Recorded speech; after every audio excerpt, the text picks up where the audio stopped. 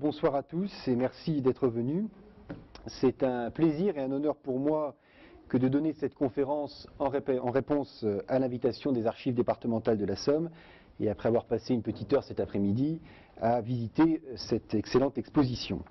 Donc je suis ravi de pouvoir ainsi vulgariser mes travaux de recherche qui m'ont conduit à réaliser, comme ça vient d'être rappelé à l'instant, il y a 5 ans, à l'époque où j'étais étudiant à l'université de Picardie Jules Verne, dans le cadre d'une première année de master spécialisé dans le phénomène guerrier, un mémoire intitulé « L'utilisation des voies de chemin de fer pendant la Première Guerre mondiale sur les fronts de la Somme et de l'Aisne et la reconstruction du réseau au sortir de la guerre 1914-1919, mémoire qui me valut effectivement l'année suivante, en 2008, d'obtenir le 3e prix de la première édition des Talents de l'Histoire, décerné par le Conseil général de la Somme.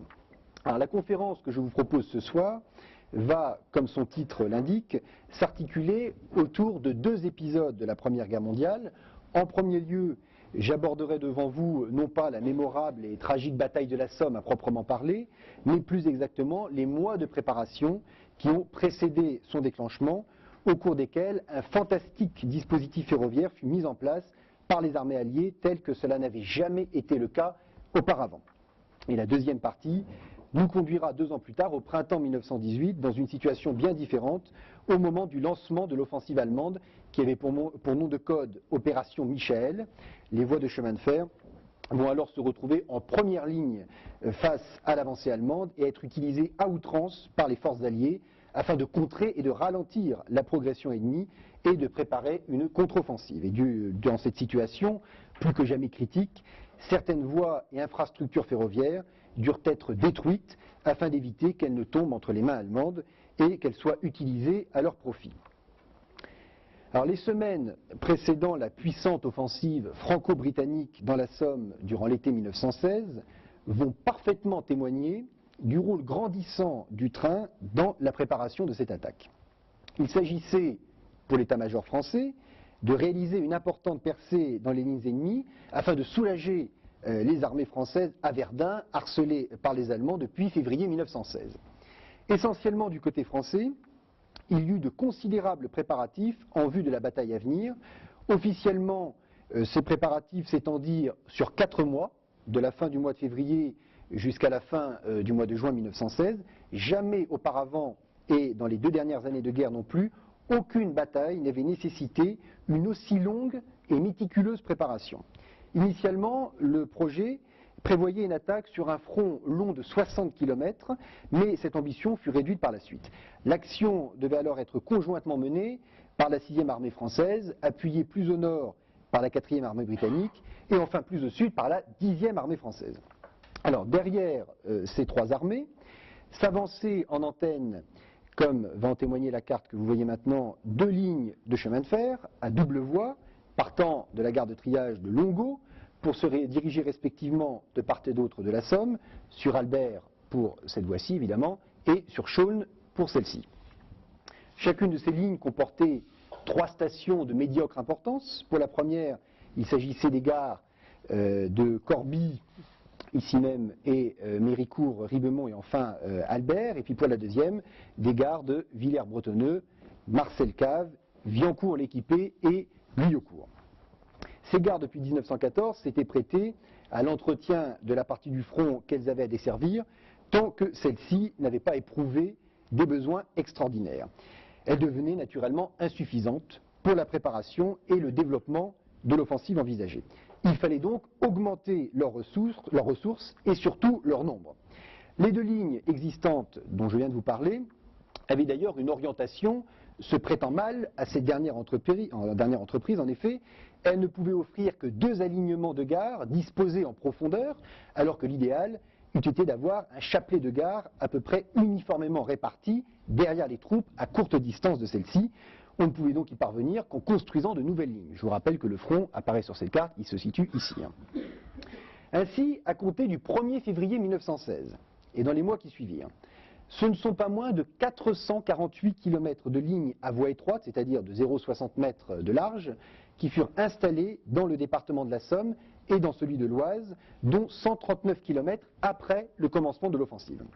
Durant la Première Guerre mondiale, il existe 3 types de voies de chemin de fer, les voies normales, les voies métriques et les voies étroites.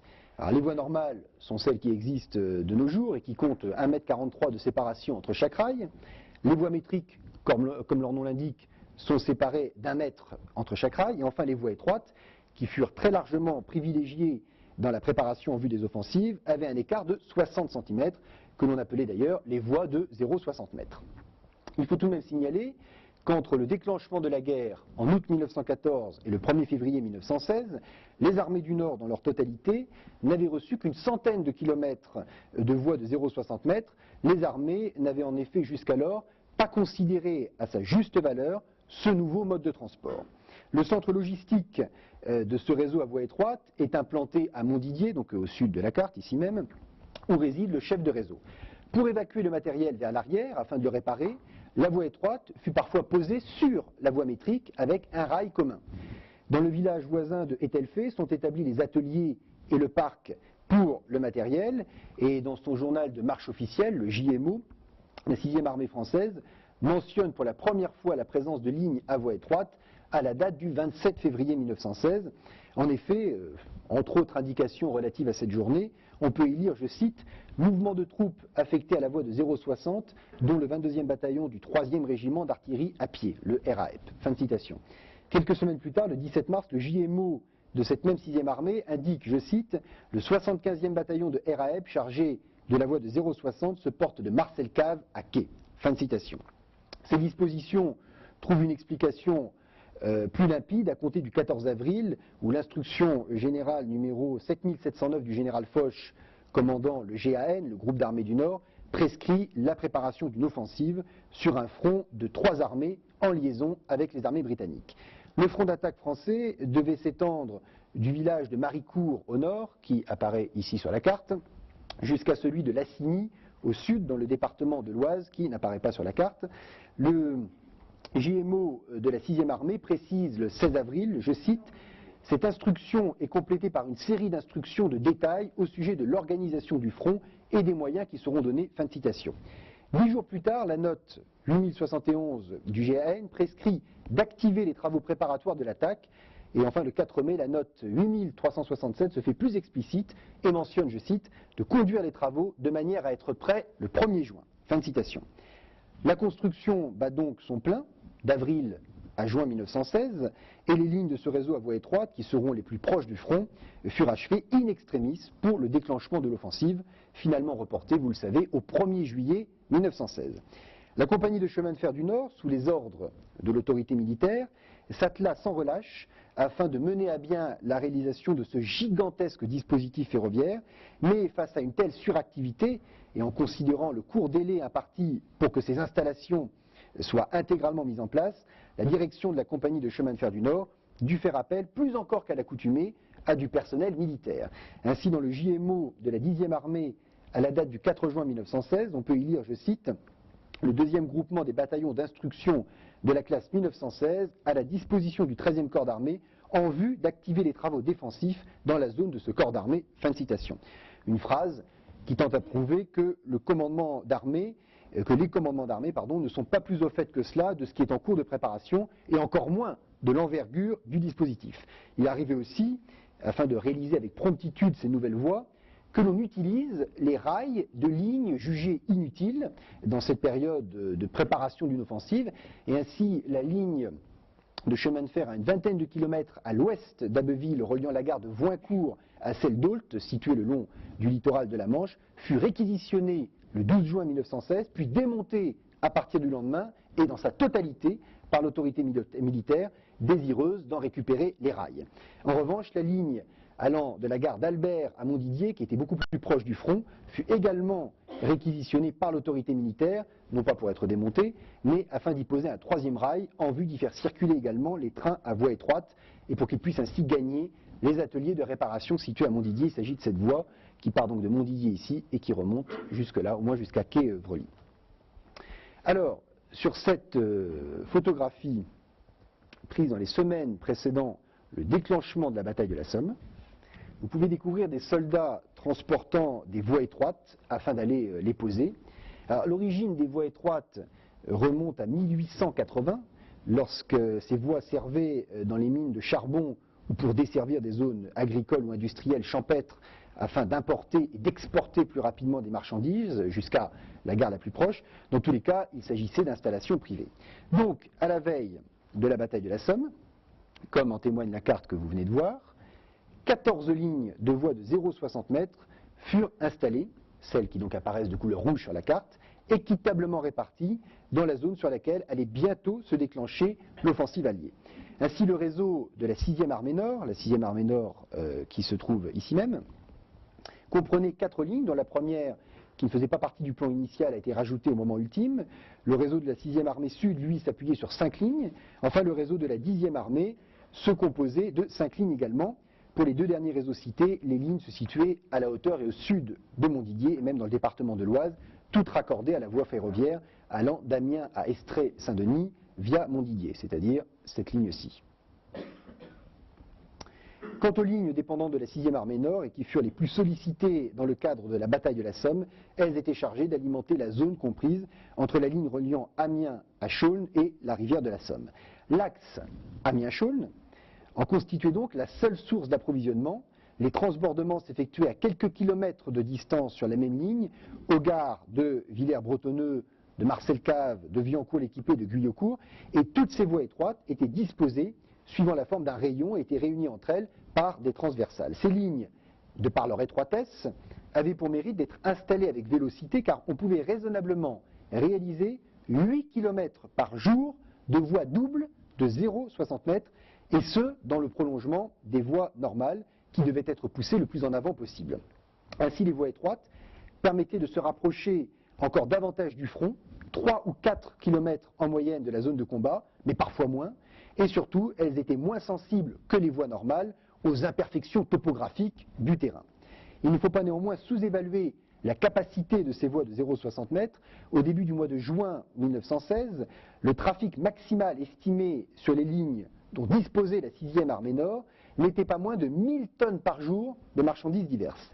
Il est à mentionner que l'une de ces voies à elle toute seule achemina jusqu'à 1500 tonnes par jour de marchandises durant l'offensive.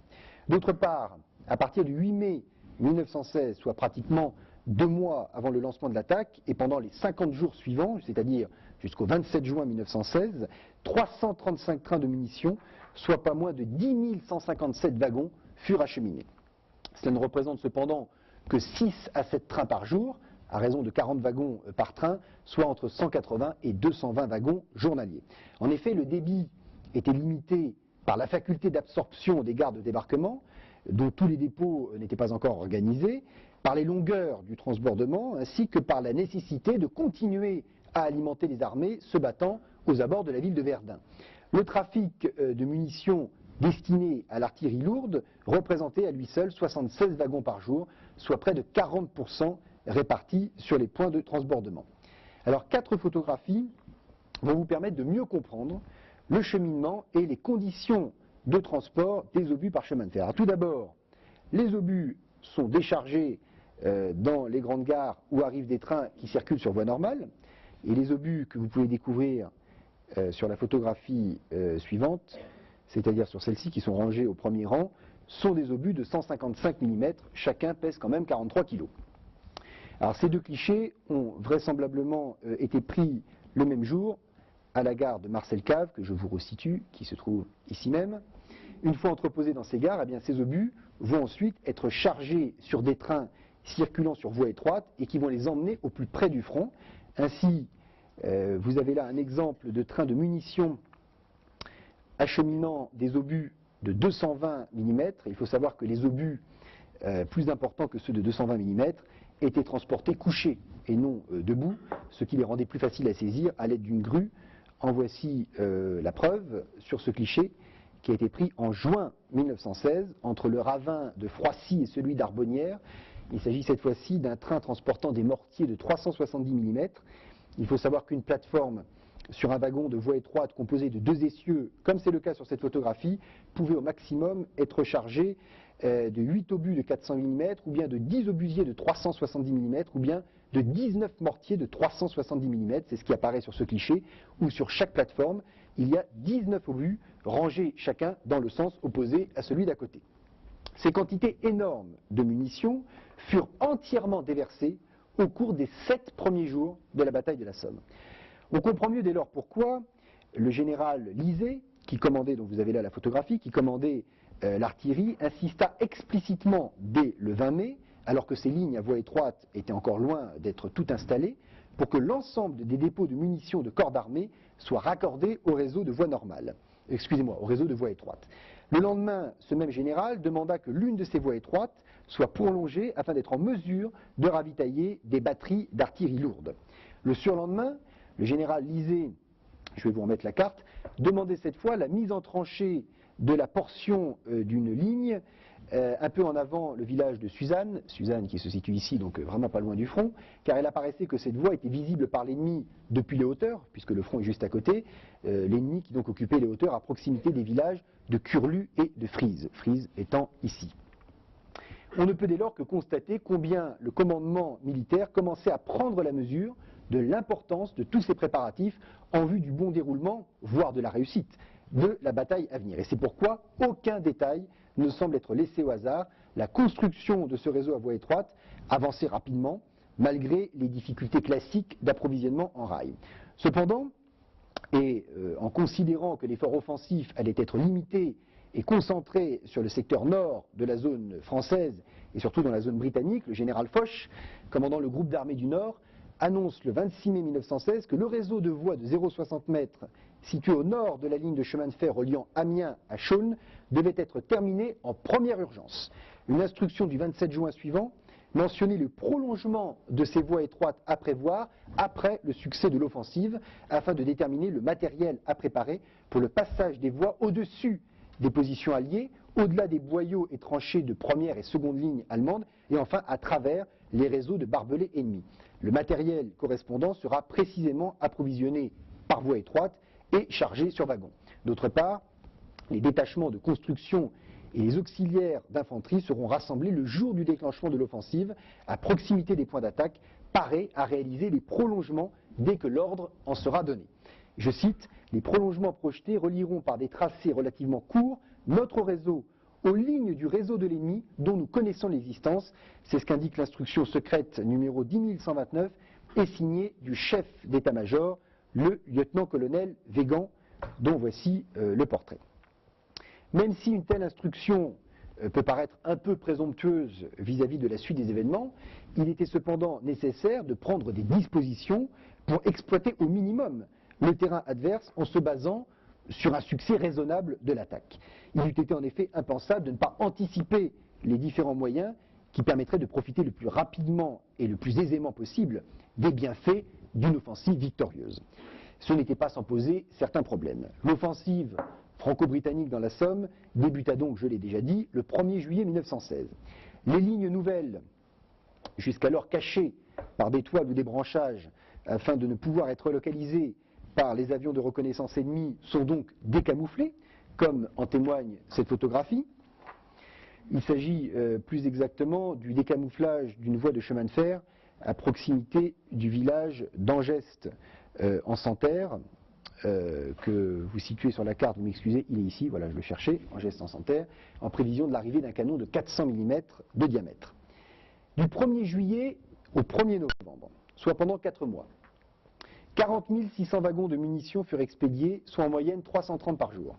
En novembre-décembre 1916, et après une avance relative des armées alliées, une ligne à voie étroite était prolongée jusqu'à la lisière du front, à la hauteur du village de Buchaven-Bergen. Il s'agissait là d'un passage très dangereux sur 1 km en vue de l'ennemi, qui ouvrit fréquemment le feu, tout d'abord sur l'équipe de pause, et les victimes furent nombreuses, puis par la suite sur les trains eux-mêmes. Cela était d'autant plus dangereux que le sort de la 6e armée était lié à celui de la voie de 0,60. En effet, à partir des gares de Maricourt et de Frise, ces deux-là, il n'existait pas une route praticable aux camions, les chemins étant transformés en pistes dangereuses où les fourgons s'enlisaient. La voie étroite est donc devenue le seul remède à une situation d'une gravité extrême.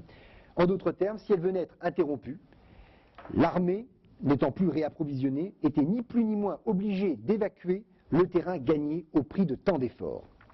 Il n'exista pas dans l'histoire de la guerre d'exemple aussi caractéristique des services rendus par la voie étroite qui n'était pas sans rappeler le service routier de la Voie sacrée qui avait permis de sauver une situation quasi désespérée à Verdun durant la même année 1916. Le nombre de tués dans les unités de voie étroite ainsi que dans les unités auxiliaires s'éleva à 88 et le nombre de blessés à 231. En revanche, les voies étroites ne furent, lors de cette bataille de la Somme, qu'occasionnellement utilisées pour le transport des troupes d'un point à un autre du front. En dépit de l'état désastreux du terrain, les soldats devaient accomplir leur déplacement à pied, le cas échéant par camion. Le transport d'un bataillon entier devait nécessiter de mettre à sa disposition plusieurs trains afin de convoyer. Outre le matériel et la main-d'œuvre que cela représentait, un tel transport engendrait un surplus de trafic sur plusieurs lignes qui conduisait indubitablement à des retards pour les trains de ravitaillement. C'est la raison pour laquelle le recours au train n'était pas privilégié pour le trajet des troupes, afin que ce moyen de locomotion soit essentiellement utilisé, employé pour le ravitaillement. Alors tout ce dispositif de voies de 0,60 m s'appuyait sur les gares régulatrices des grands réseaux, où des faisceaux complémentaires sont construits. D'une part, les gares des lignes du secteur sont aménagées. Sur la ligne en direction de l'Est, reliant Amiens à Chaulnes, je n'y reviens pas, il s'agit vers le sud-est d'Amiens à Montdidier, donc vous avez évidemment la gare de Moreuil, ici même. Vous avez ensuite celle d'Argicourt, qui se trouve ici, Argicourt-Pierrepont, et enfin Bouillancourt-la-Bataille, et puis bien sûr Montdidier. Ce sont des gares qui ont donc toutes été agrandies. Il y a aussi les deux gares de triage situées dans la périphérie est d'Amiens, à savoir Longo, ici, et Boves. Et d'autre part, plusieurs antennes de voies normales furent établies. Ainsi, une ligne nouvelle fut tracée au sud de Moreuil jusqu'à Viancourt-l'Équipé et achevée le 1er juin 1916 afin de relier les axes Amiens-Montdidier et Amiens-Chaulnes sans avoir à passer par Amiens. Donc, excusez-moi, je suis passé sur la photographie d'après. Donc, Amiens-Montdidier ici, et il s'agit de cette voie-là, qui, celle-ci est représentée de couleur noire, qui rejoint donc ces deux axes sans qu'il y ait à passer par Amiens. Après le déclenchement de la bataille de la Somme et la modeste progression des armées alliées, cette ligne à voie normale fut prolongée 15 km plus au nord de Viancourt-l'Équipé jusqu'à Bray-sur-Somme, donc ici même. Voilà. Et donc elle a été prolongée afin de suivre le mouvement des troupes, évidemment, en avant. En réalité, c'était autant pour répondre aux nécessités croissantes de la bataille que pour rapprocher les gares des combats régimentaires. Le terrain connu, le tracé de cette ligne fut établi en 24 heures, ce qui relève du record. Cette portion de ligne, composée de 18 km de voies principales et de 13 km de voies annexes, fut commencée à peine 4 jours après le lancement de l'offensive, le 5 juillet 1916, et achevée 45 jours plus tard, le 20 août. Au nord de la voie allant d'Amiens à Chaulnes, une autre antenne fut lancée, de la gare de Marcel-Cave à celle de Cerisy, ici même. Il s'agit de cette portion de voie. Et cette ligne permettant de doubler cette voie étroite installée sur le même itinéraire, donc juste à côté. Décidément, on va y venir. Hop, voilà, ça permettait de doubler cette voie-là, donc vous avez deux voies parallèles. Conscient de l'importance majeure du dispositif ferroviaire dans le ravitaillement des armées alliées, les voies de chemin de fer et les gares furent de plus en plus fréquemment prises pour cible par les Allemands, que cela soit par l'artillerie ou par l'aviation. Ainsi, le JMO de la 10e armée indique à la date du 18 août 1916, je cite, « L'ennemi a bombardé la gare de Proyard », que vous allez pouvoir situer, si je m'abuse, la gare de Proyard est ici, voilà.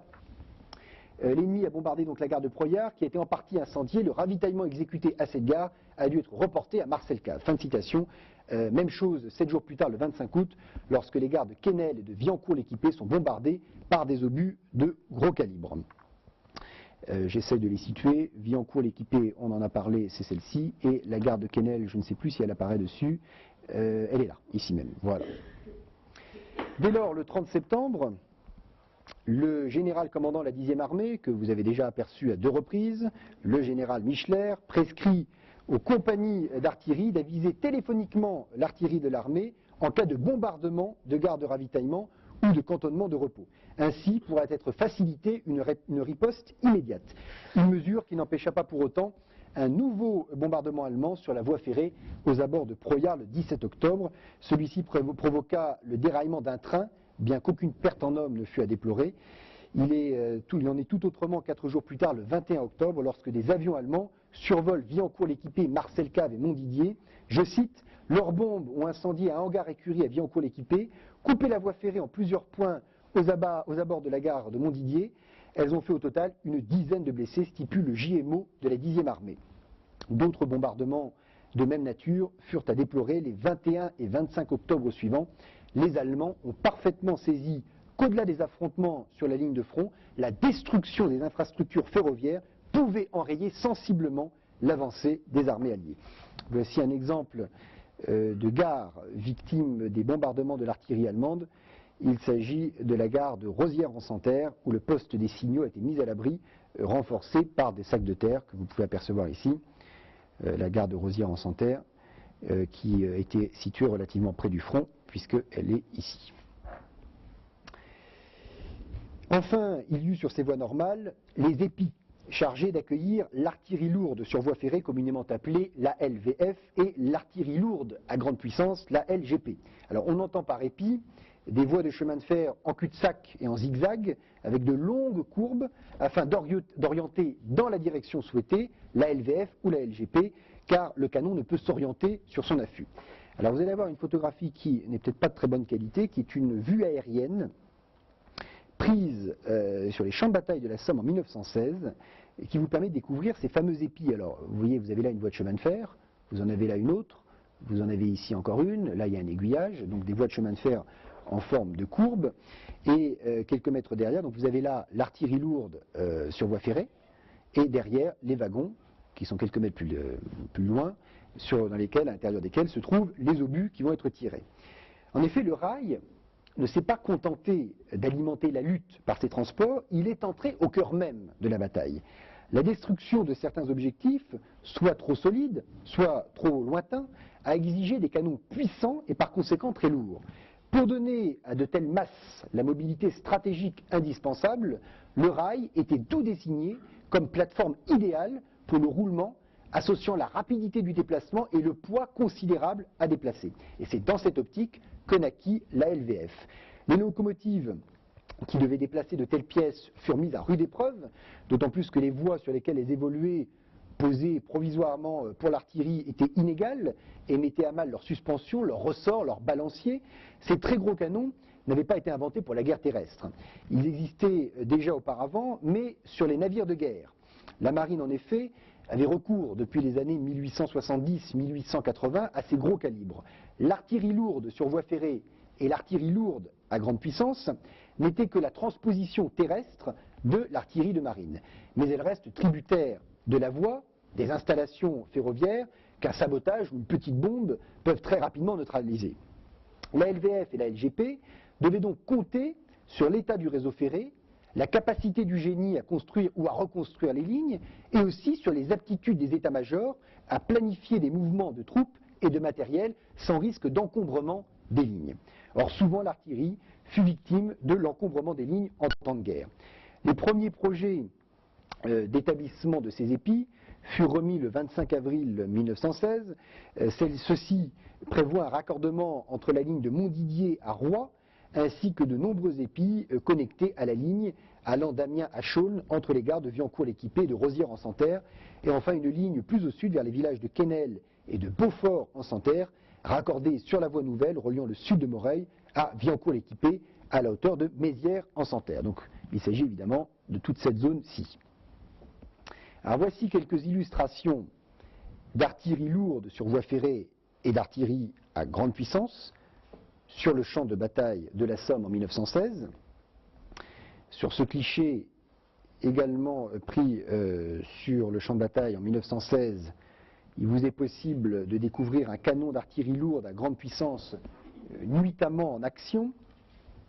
Sur cette photographie, la suivante, il vous est donné de voir un canon d'artillerie lourde sur voie ferrée sur le front de la Somme. Il s'agit d'une pièce de 32 cm de diamètre, 1870-1884, des dizaines de canons de ce type en effet, équipés des batteries côtières bien avant l'ouverture du premier conflit mondial.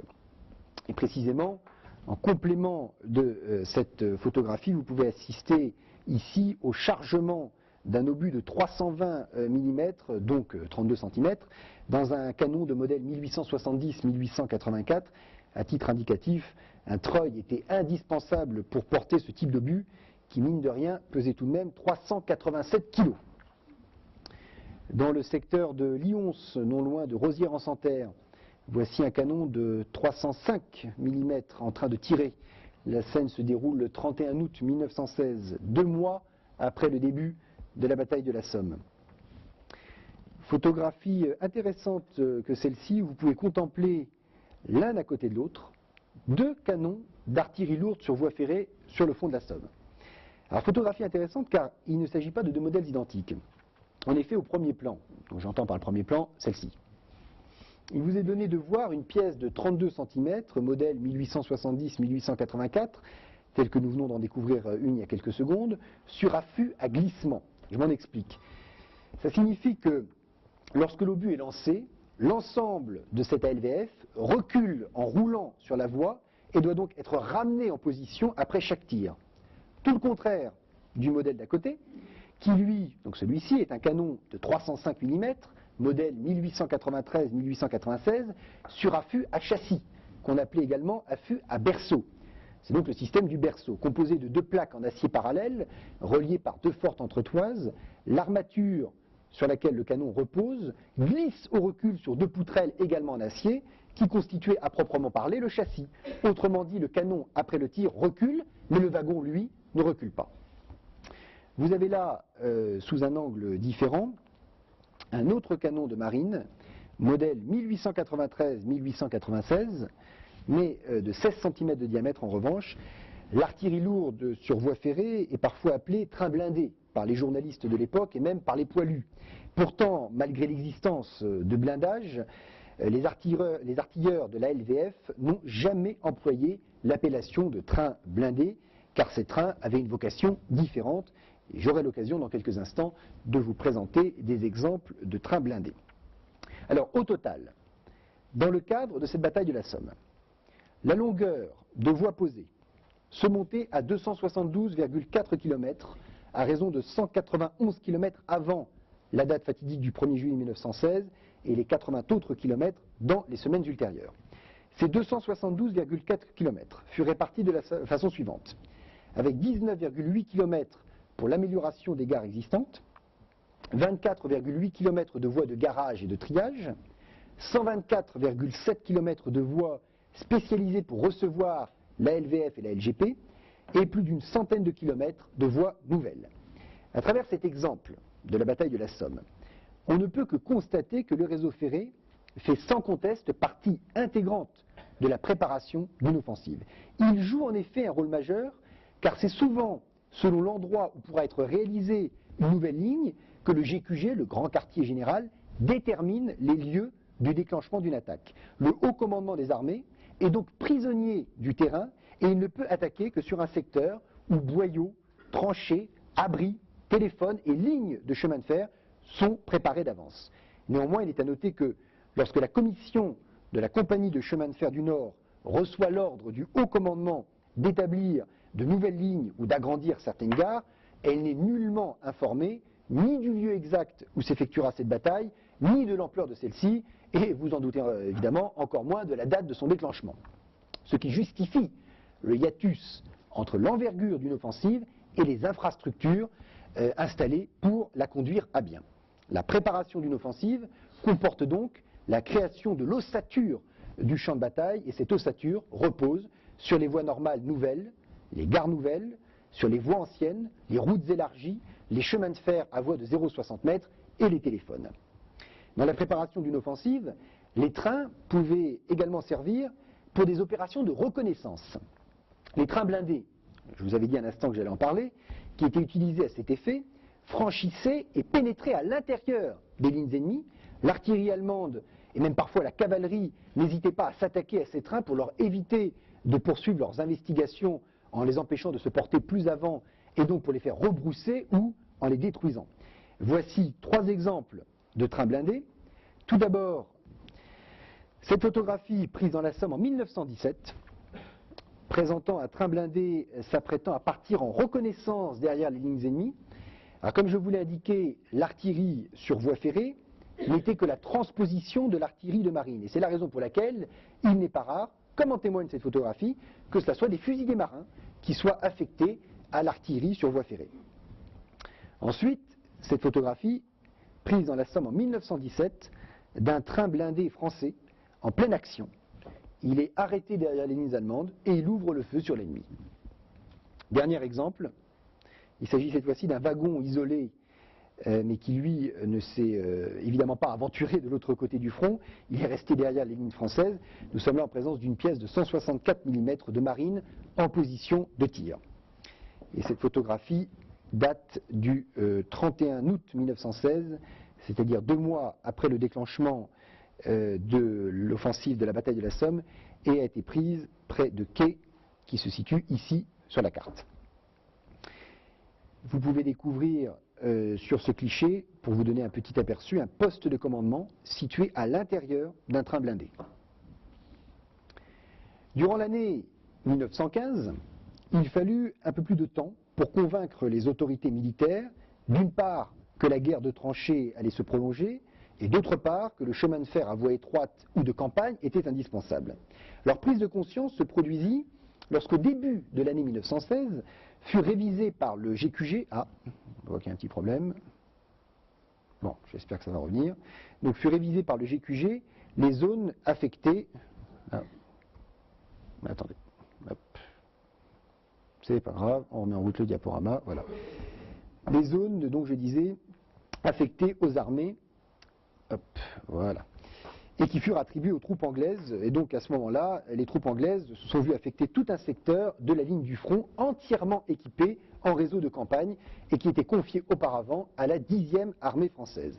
Alors dans la zone britannique, une voie normale, s'embranchait sur la ligne se dirigeant vers le nord-est et reliant Amiens à Albert au niveau de la gare de Dernancourt, et décrivait une boucle vers Morlancourt avant de gagner l'important plateau situé au sud d'Albert, entre les villages de Bray-sur-Somme et Fricourt. Bray-sur-Somme que vous avez ici même, et Fricourt là. Cette voie fut prolongée plus à l'est encore, sur les villages de Maricourt et de Montauban de Picardie, après l'avance des troupes britanniques. Donc, effectivement, je vous parlais de cette ligne, qui s'est donc prolongée, après, évidemment, le succès raisonnable, relatif, de la bataille de la Somme. Il faut dire que ces voies normales se généralisèrent dans cette vaste zone, après donc une restructuration parallèle des voies de 0,60 m. Tous ces travaux d'aménagement furent menés activement grâce, selon le directeur des chemins de fer aux armées, le colonel Lehenaf, je cite, à une liaison constante et confiante entre le commandement et le service militaire des chemins de fer. Fin de citation. Pour autant, il est à noter que les Anglais ne réalisèrent dans leur zone des voies étroites qu'à proximité du front, préférant à l'inverse des Français les voies normales pour le trafic de l'arrière. Ainsi, sur la ligne à voie normale reliant Amiens à Doullens et précédemment doublée par les Français, les Anglais greffèrent dans la gare de Canda, située à 10 km au sud-ouest de Doullens, un embranchement pour mener vers leur position. 10 trains de munitions par jour convergeaient vers le secteur britannique. Il est à noter également que le 27 juillet 1916, soit 4 semaines après le déclenchement de la bataille de la Somme, les voies de chemin de fer de la gare Saint-Roch à Amiens étaient également doublées. C'est véritablement durant l'année 1916, et après l'importante bataille de Verdun, que le réseau ferré connut une mutation d'importance, passant d'une fonction jugée utile à un rôle hautement stratégique. Ce qui signifie que le GQG des armées ne peut plus concevoir une offensive quelle qu'elle soit, sans tenir compte de l'état du réseau dans le secteur où celle-ci doit avoir lieu. En d'autres termes, la topographie de la zone doit impérativement permettre le passage des trains. Cela engendre a fortiori une plus longue préparation à la veille d'une bataille, et la bataille de la Somme en est un exemple saisissant. Ainsi, en vue de la grande offensive alliée prévue au printemps 1917, le maréchal Douglas Haig, qui commandait les troupes britanniques engagées sur le front français depuis 1915, eut un entretien en février 1917 avec le général Nivelle, fraîchement nommé commandant en chef des armées françaises en remplacement du général Joffre. Les deux hommes reconnaissent qu'en ce qui concerne la date du déclenchement de l'attaque, ils dépendent des chemins de fer du Nord et s'accordent à ne déclencher l'offensive que si leurs besoins communs ont été satisfaits. Dans cette optique, ils n'envisagent pas cependant de reculer la date fatidique de plus d'une dizaine de jours. Et c'est à un contexte totalement différent que les armées alliées vont devoir faire face un peu moins de 2 ans plus tard, au mois de mars 1918, ce qui nous conduit donc à la deuxième partie de cette conférence. Il s'agit cette fois non pas de planifier longtemps à l'avance les préparatifs d'une bataille, mais au contraire de contrer une offensive allemande. Durant cette période d'extrême tension, où le sort de la guerre est en passe de basculer en faveur des Allemands, les voies de chemin de fer vont jouer un rôle essentiel. Force est de reconnaître que cette offensive allemande n'avait rien d'une surprise pour les armées alliées qui s'y attendaient depuis des mois, bien qu'elles en ignoraient, cela va sans dire, la date et le lieu. En effet, au cours de l'année 1917, la situation générale a été bouleversée. La révolution bolchevique avait provoqué l'effondrement du front russe. Le 15 décembre 1917, un armistice était signé à Brest-Litovsk entre les soviets et les puissances centrales, c'est-à-dire l'Allemagne et l'Autriche, et fut suivi d'une paix le 3 mars 1918. Dès lors, les divisions allemandes et austro-hongroises du front de l'Est furent en grande partie libérées, ramenées en Allemagne et en Autriche, rapidement réformées et envoyées sur le front occidental. Il ne fait donc plus de doute pour personne qu'une puissante offensive générale sera lancée au printemps par les Allemands. Durant l'hiver 1917-1918, une défense en profondeur est organisée avec lignes de communication et dépôts, et 3 zones de défense successives sont établies. Il y a tout d'abord la zone rouge, avec le front lui-même, ensuite la zone bleue, qui recouvre les 5 km derrière le front, et enfin la zone verte, qui s'étend sur 20 à 25 km en arrière. Par ailleurs, les démolitions de routes, voies ferrées et ouvrages d'art sont d'ores et déjà préparés. Quelques semaines après le déclenchement de cette offensive allemande de mars 1918, la fameuse opération Michel, le réseau du Nord subit une amputation nouvelle et non des moindres en avril et mai 1918, lorsqu'à l'approche des armées ennemies, les convois ne passent plus à Amiens, mais à Longo. Néanmoins, les transports totaux ne baissent que d'une façon peu sensible. En effet, les transports civils sont considérablement réduits et remplacés par des transports militaires. Ainsi donc, lorsque débute l'offensive allemande le 21 mars 1918, le réseau du Nord vit encore à l'état de régime. Un rapport émanant de la commission du réseau en date de ce même jour et rédigé à 18h indique, je cite, que la situation du réseau du Nord est bonne dans l'ensemble jusqu'aux limites de la zone bombardée. Fin de citation. Ce qui signifie que les gares régulatrices anglaises et françaises expédient régulièrement, sans à-coups, les trains de ravitaillement et les trains d'hiver habituels vers leur lieu d'utilisation. Il n'y a donc dans l'immédiat aucun courant de troupes pour parer à cette puissante offensive allemande. Le 25 mars 1918, néanmoins, la ligne reliant Longo à Arras est coupée à la hauteur de la gare de Miromont, située donc dans la Somme à mi-chemin entre les villes d'Albert et d'Arras. Le 26 mars 1918, ce sont toutes les voies gérées par les Anglais à l'est de la ligne allant de Longo à Arras qui sont évacuées, c'est-à-dire à peu près toutes ces voies-là. Le lendemain, et devant la spectaculaire avancée allemande, les gares de Longo, Amiens et Saint-Roch sont à la portée de l'artillerie allemande. 24 heures plus tard, le 28 mars 1918, les armées allemandes ayant sensiblement progressé, nous assistons sur le réseau du Nord à plusieurs courants de troupes françaises du nord-ouest, du sud-ouest en provenance de Rouen, du sud en provenance de Pontoise et du sud-est en provenance du Bourget et de Crépy-en-Valois. Tous ces courants matelassent le front de Compiègne à Amiens. Au même moment, les troupes anglaises descendent d'Hasbrook et de Berguette, situées dans le Nord-Pas-de-Calais, vers Doulan au nord d'Amiens. C'est ce même 28 mars 1918 que la ville de Montdidier tombe entre les mains des Allemands.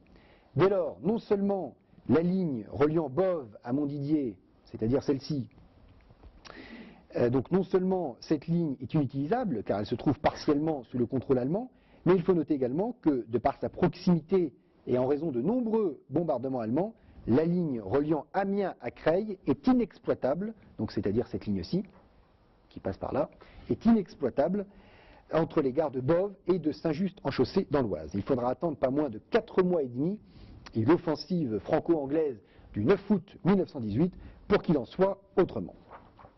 À la fin de ce même mois de mars 1918, des bombardements aériens allemands engendrent de nouvelles destructions sur le nœud ferroviaire d'Amiens, et en conséquent, il n'est plus possible de communiquer avec la région du front au nord de la Somme que par la ligne unique reliant Longroy-Gamache à Lompré-les-Corsins à l'ouest d'Amiens, c'est-à-dire celle-ci. Vous avez compris que là maintenant nous sommes cette fois-ci à l'ouest d'Amiens, alors que tout à l'heure je vous ai présenté des cartes à l'est d'Amiens. Cette ligne dont je vous parle, qui relie Longroy-Gamaches à Lompré-les-Corsins, est une ligne qui a aujourd'hui disparu. Cette ligne avait une capacité de seulement 12 trains par jour, qui pouvaient être portés à 18 trains au prix de quelques travaux à faire. On pouvait également compter sur la double ligne à voie normale allant de E à Abbeville, donc celle-ci, qui passait par là et qui est ensuite reliée à Abbeville, et qui pouvait assurer une capacité de 72 trains journaliers. Ce qui signifie que ces deux transversales pouvaient, dans le meilleur des cas, absorber le trafic de 90 trains, tandis que l'approche des Allemands nécessitait pour les Alliés 140 trains par jour, avec des pointes pouvant atteindre 212 trains. Le 26 mars 1918, le général Foch fut chargé par les gouvernements britanniques et français de coordonner l'action des armées sur le front ouest. En d'autres termes, le général Foch devenait, à dater de ce jour, commandant en chef des armées alliées. Dès le 3 avril suivant, dans sa directive numéro 2, le général Foch déclarait, je cite, qu'il fallait éloigner le plus possible l'ennemi, d'une part de la voie ferrée Saint-Just-en-Chaussée-Breteuil-Amiens, et d'autre part du nœud de chemin de fer d'Amiens. Fin de citation. Le général Foch souhaite donc par-dessus tout que soit évitée une rupture entre les armées françaises et britanniques, ce que précisément recherchaient les Allemands. Les très lourdes pertes subies lors des attaques allemandes à Arras et dans la Somme obligent à penser à raccourcir le front anglais. Il va donc falloir abandonner tout le nord de la Somme, ainsi la ligne reliant Amiens à Dunkerque via les gares d'Abbeville, Frévent, Béthune et Hasbrouck ne fut plus exploitée. La seule liaison entre les armées françaises et anglaises fut donc l'axe ferroviaire important, reliant également Amiens à Dunkerque, en passant par les gares d'Abbeville, d'Étaples et Calais. Celle-ci, tout naturellement, fut rapidement saturée, ce qui accrut la fragilité stratégique de la gare d'Amiens. Les armées allemandes n'étant plus qu'à quelques kilomètres de la ville d'Amiens, la perte de ce nœud de communication ferroviaire devient une éventualité non dénuée de sens. Pour parer à cette situation, pour le moins précaire, il devient primordial de construire une rocade nouvelle afin de contourner Amiens.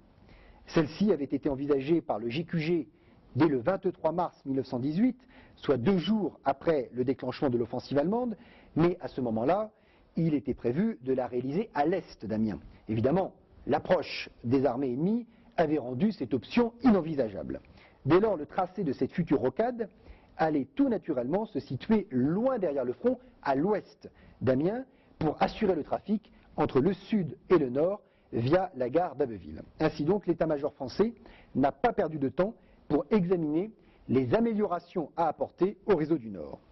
Le 5 avril 1918 se tient une première réunion pour l'examen préalable des travaux. L'ordre est donné d'entreprendre les études de la construction, et de toute urgence, d'une ligne qui suppléera à la coupure éventuelle à Amiens de la grande ligne nord-sud allant de Paris à Dunkerque. Il est évident qu'il ne suffit pas seulement de construire cette ligne, encore faut-il que ces accès aussi soient aménagés pour que les trains puissent y accéder et en repartir dans toutes les directions souhaitées, dans toutes les directions possibles. Cette voie nouvelle allait devoir rendre indispensable, entre autres, le doublement de la ligne Longroy-Gamaches et Lompré-les-Corsins, donc cette voie-là, et qui fut entrepris par les Anglais, le doublement de la ligne allant d'Abbeville à Frévent, celle-ci, et dans le Pas-de-Calais donc, et le quadruplement de la ligne longeant le littoral et menant de Pontoise à Étaples, c'est-à-dire qui part d'ici, qui va vers le nord, et un raccordement dans les villages de Pont et Marais à la lisière de la ville de Deux. Vous avez là la ville 2 et vous voyez ici le raccordement la ville 2 en Seine-Maritime, qui donc permet au train d'aller à Abbeville, à Abancourt dans l'Oise, sans avoir à entrer dans la gare 2 pour y faire demi-tour. Donc Abbeville ici, Abancourt ici, donc le train suit cet itinéraire et arrivé à eux, rejoint directement cette ligne sans avoir à passer par la gare pour rejoindre donc Abancourt. Dans la foulée, il y a eu aussi de nombreuses autres constructions et améliorations, telles que les gares de ravitaillement et de débarquement, l'alimentation en eau des locomotives, les postes d'aiguillage, les passages à niveau, la signalisation et les liaisons téléphoniques. Ainsi, 2 ateliers de contrôle et de changement de roues pour les wagons furent implantés à Abbeville et à Pontoise. La commission du réseau du Nord arrête alors la date du 15 août 1918 pour l'achèvement complet de l'ensemble de ces chantiers.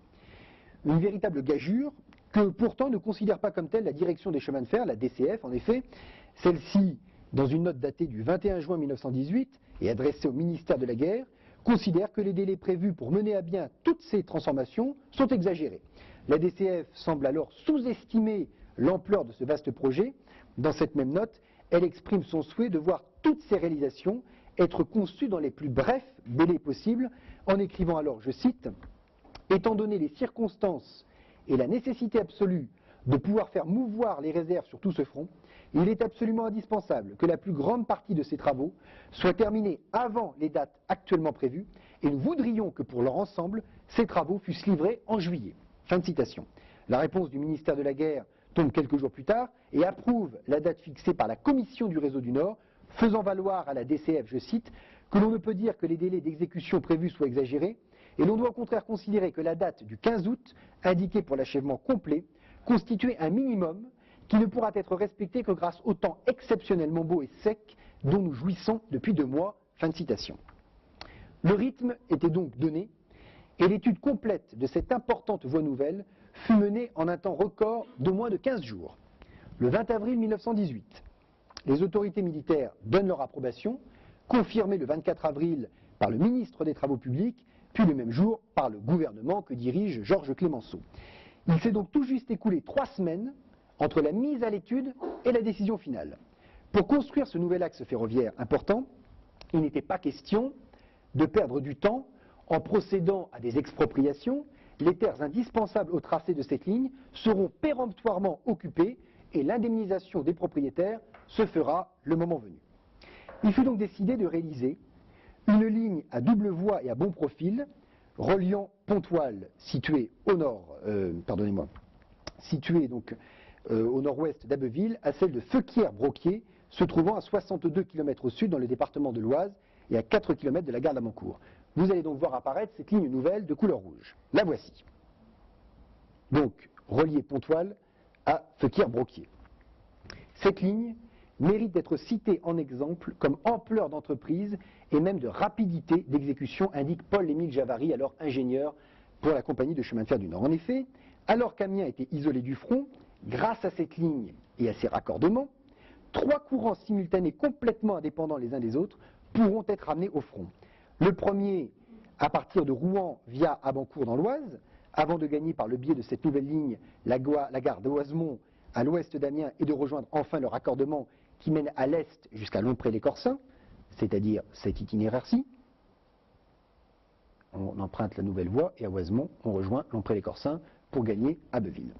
Le deuxième courant, toujours à partir de Rouen, était également via Abancourt, suivrait ensuite la voie qui conduit à Eux, mais bifurquerait quelques kilomètres plus au sud, à Longroy-Gamache, avant d'emprunter la ligne de chemin de fer qui mène à Abbeville, en passant par la gare de Lompré-les-Corsins.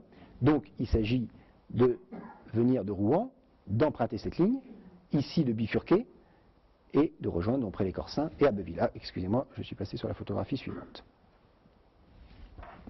Enfin, le troisième courant, cette fois-ci au départ du port de Dieppe, en Seine-Maritime, longer le littoral par la voie de chemin de fer d'intérêt local afin de gagner la gare de Eux, et enfin de poursuivre toujours le long des côtes jusqu'au raccordement de la gare de Pontoise, ici même, pour après descendre vers Abbeville. Ces 3 courants, sans être amenés à passer par Amiens, pouvaient donc pousser jusqu'au front. Et si la distance qui sépare les 2 extrémités de cette nouvelle ligne, j'entends par là donc cette extrémité-ci à celle-ci, n'est en réalité que de 62 km, ce qui, soit dit en passant, est déjà considérable, en réalité le développement sur le terrain sera de 88 km, soit 42% de plus. En effet, car il faut aller le plus vite possible et par conséquent, construire des ponts est totalement à exclure. En d'autres termes, construire des kilomètres de voies pour contourner les obstacles est beaucoup plus rapide. Et cette ligne à double voie suivra donc les courbes de niveau en contournant les obstacles principaux. Heureusement, le pays est peu accidenté. 2 ponts néanmoins furent inévitables, l'un afin de franchir la Somme et l'autre au passage au-dessus de la voie de chemin de fer Rouen-Amiens. Donc vous comprenez mieux maintenant pourquoi cette ligne a toutes ces courbes plutôt que d'être en ligne droite. Alors ce gigantesque chantier afin de réaliser cette voie nouvelle débuta le 2 mai 1918 et amena à remuer 784 000 mètres cubes de terre, fournir et employer 262 000 mètres cubes de ballast, poser 176 km de voie principale, soit 2 fois 88 km, telle est la distance qui sépare Pontoise à Feuquières-Broquier selon le tracé arrêté, et 34 km de voies accessoires, le tout dans un délai de 3 à 4 mois. La commission militaire du réseau conçoit et fait triompher auprès du commandement la solution qui consiste à mobiliser les ouvriers mineurs du Pas-de-Calais, que la poussée allemande vient de libérer momentanément. Ce dernier va en organiser la répartition tout le long du tracé, ainsi que le cantonnement, le ravitaillement et l'encadrement par les sapeurs. Mais la majorité des ouvriers étaient composés de prisonniers de guerre. Dans tous les cas, il fallut également construire des logements à leur endroit. Les travaux de montage de la voie seront menés en avançant à partir des deux bouts. Les rails de la partie nord provenaient de voies devenues inutiles et des installations des mines, et dans la partie sud, en revanche, des rails neufs furent posés.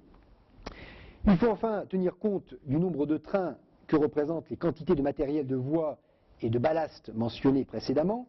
900 trains furent utilisés à cet effet. Cette vaste entreprise, à son achèvement, fut baptisée la ligne des 100 jours, car telle fut la durée pour qu'elle soit entièrement terminée à double voie sur ces 88 km. En réalité, les travaux s'étendirent sur 114 jours avant que cette ligne soit inaugurée à la date convenue et respectée du 15 août 1918, car il est également nécessaire préalablement de tester la viabilité de cette ligne, de mettre en place les alimentations d'eau, des bâtiments en bois en guise de garde-surveillance et les communications téléphoniques. Son inauguration se fit en présence du président du Conseil et du ministre des Travaux publics. Cette ligne pouvait écouler jusqu'à 144 trains par jour dans chaque sens si le besoin s'en faisait sentir. Et cependant, ironie de l'histoire, elle ne fut pas d'une grande utilité, car au moment où elle fut inaugurée, l'effondrement allemand était déjà bien amorcé, et durant la même période, il est à noter que la liberté du passage entre la gare d'Amiens et celle de Creil fut reconquise. Pour l'anecdote, quelques mois plus tard, et alors que la guerre venait de se terminer, il fut décidé de ne pas conserver la ligne des 100 jours. Les chambres de commerce d'Abbeville et de Saint-Valery-sur-Somme étaient pourtant intervenues pour qu'une portion de cette voie puisse continuer à être exploitée. Elles pensaient en effet que ce serait un bon outil de travail pour la métallurgie légère de précision, serrurerie et robinetterie de la région. On y voyait aussi la possibilité d'apport de clientèle pour les stations de bord de mer, mais rien n'empêcha la démolition de la ligne des 100 jours qui commença dès mars 1919. Cette ligne pouvait pourtant rendre également de grands services aux habitants du canton d'Ornois, dont 14 km passés sur son territoire. Certes, le Conseil général du département de la Somme, qui était opposé, en informa le préfet de la Somme, qui à son tour, via un courrier, pria instamment le ministre des Travaux publics et des Transports de vouloir bien suspendre l'exécution des travaux de démolition déjà entrepris. Rappelons que le Conseil général devait être appelé à émettre un vote ferme au sujet des lignes construites pendant les hostilités et dont le maintien lui paraissait utile ou pas. Les appels de la préfecture n'y changèrent rien, et à la fin du mois d'avril 1918, la ligne des 100 jours fut totalement démantelée.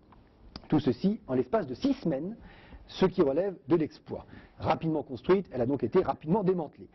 Quelques jours plus tard, le 12 mai 1919, l'ingénieur en chef de la compagnie de chemin de fer du Nord adressa un courrier à la préfecture pour justifier cette démolition, faisant valoir que les besoins en rail de la compagnie de chemin de fer du Nord ont nécessité cette démolition et que la commission du réseau du Nord l'a déclarée inéluctable.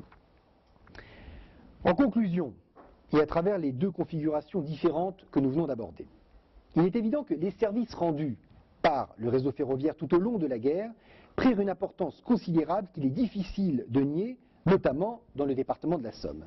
Mais plus encore que tout, ce qui est indispensable de mentionner, c'est que les chemins de fer ne prirent pas seulement une part active dans l'effort de guerre, ils firent partie intégrante des combats et des offensives avec la LVF et la LGP, ou des excursions de trains blindés derrière les lignes ennemies. En d'autres termes, le réseau ferré suivit de près les différents soubresauts de la guerre, en veillant à toujours rester en phase avec les derniers événements. Et de ce point de vue-là, on peut affirmer que les chemins de fer n'accumulèrent jamais un retard conséquent sur l'évolution récente du front. Au moment où la guerre devint une guerre d'usure, concomitamment à la lancée des grandes offensives comme celle de la Somme en 1916. Les lignes ferroviaires, en plus des services qu'elles rendent déjà, ont pour mission de suivre à distance réduite les armées dans leur progression. En d'autres termes, les voies de chemin de fer ne peuvent se trouver trop éloignées des troupes, à moins que ce ne soit le contraire. Cette tâche n'était pas aisée, car en dehors de la promptitude qu'elle nécessitait, elle conférait aux voies ferroviaires un enjeu stratégique à part entière et les amenait à devenir dès lors une cible de choix pour les armées ennemies. Dès lors, pendant ces derniers mois de la guerre, au printemps-été 1918, les voies ferroviaires sont donc plus exposées encore qu'elles ne l'avaient été précédemment. Juste avant de rendre la parole, et à l'attention des personnes qui sont particulièrement intéressées par ce sujet, je me permets de vous signaler la parution dans 5 jours, le 1er octobre, du numéro 11 de la revue Tranchée, dans lequel vous pourrez découvrir un article dont je suis l'auteur, qui s'étend sur 10 pages et qui est richement illustré, consacré à un sujet similaire de celui que je viens de développer devant vous, à savoir, comme c'est indiqué tout en bas de la page de couverture, le rôle du train dans la préparation de la bataille du Chemin des Dames en 1917. Voilà, je vous remercie de votre attention.